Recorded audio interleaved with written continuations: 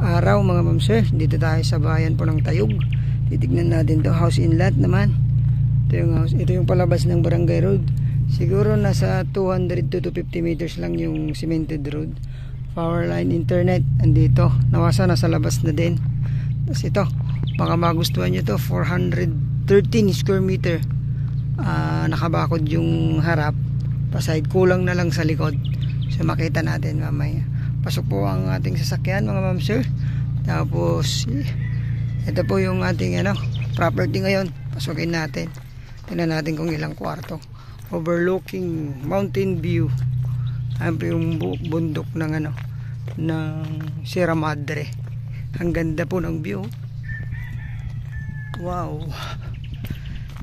Tapos ito kasama po dito sa part na to, isa po pang bahay. Siguro to nasa 200 din. So ito na lang yung bakod. Hindi pa tapos sa side. May deep well na rin po. May ito pa ganyan. Jitmatic. So meron na pong abang. Tapos yung may makina sila dati no? Bakit nawala? Pinikada? Ito diretso. Ito naka-steel trusses, pinturado naman. Medyo fade lang yung pintura pero maganda pa siya. Sige. Maluwang Hindi pwedeng lagyan ng yan, Jitmatic ulit. Ito may maliit na terrace dito, tanaw yung bundok. Sierra Madre na ka. Ate bata. Ano dyan?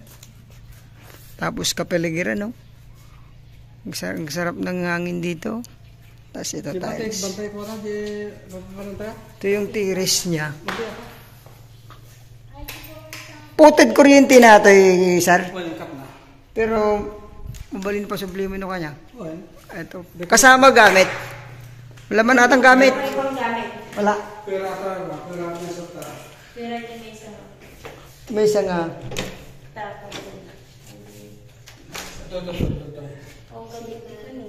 Ang luwang pala ng kwarto nito. Babae may-ari dito. Kulay pink Ayan, wala lang wala lang pong kuryente.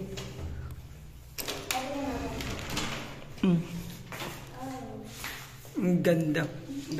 Tapos ito, maluwang yung CR.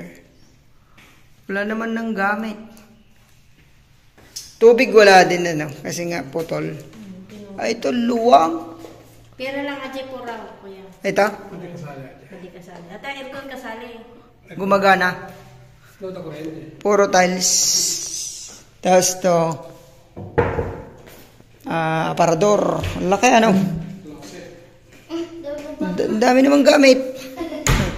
Ito aircon kasama na po. Tapos dito sa likod, tanaw natin yung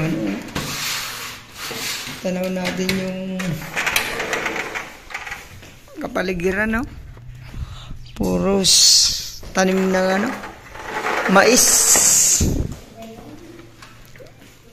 Tapos ito naman may tiris tayo dyan sa harap. Ito yung nabenta natin. Tara po sa labas. Ngayon, ganda po ng kwarto. Dalawang kwarto. Tapos may sala. Sala nila. Kaya da dyan abroad, sir? So, ganda masangon. Terrace. Terrace natin. Diyan tayo galing palabas. Umanang nakatira dyan sa natin. Naka-tiles po. Tapos, naka-tiles, nakabubida. Naka-tiles na rin. So, kulang na lang ng bakod talaga. Yan, kaya hindi pinakulan kuya kasi akala nila makukuha pa nila to. Bibilhin sana. Di din yan. Benta pa rin ba yan? Hindi, nagbago isip. Additional na kumato. Nagbago yung nagbibenta. Ganun palang nangyari dyan. Kasi gustong kunin pala. Akala nila makukuha pa nila wala. So, hindi nabenta siyan? Binili na yan, pero ano tayo sabi? Okay pa, oh. Hindi pa. So, possible pa. Naklako dati No. may ari dito. Kasi bago isip. Kaya, Di someday pwede ding makuha yan kasi ang liit, oh. Liit. May possible na makuha. Sumaluwang pa po. Isang bahay pa.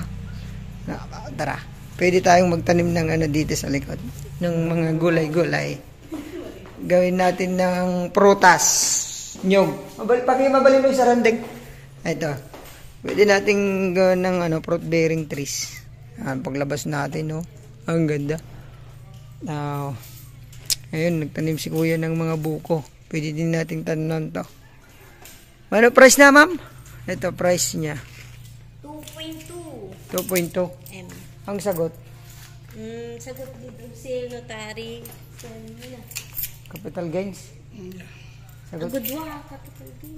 50-50. 50-50. 2.2. Sir, sagot niya ang ano, attorney's pay. Tapos, doc stamp. Sa capital gains, hati. Tapos, siyempre, Mabalim mo lahat ang matawaran. ayan, negotiable daw, sabi ni ma'am. Ito mayari, oh. So, ayan po, dito sa Tayog, 413 square meter. Ready to transfer to. Na-approve na, tapos may tax deck na rin. Thank you po. God bless po.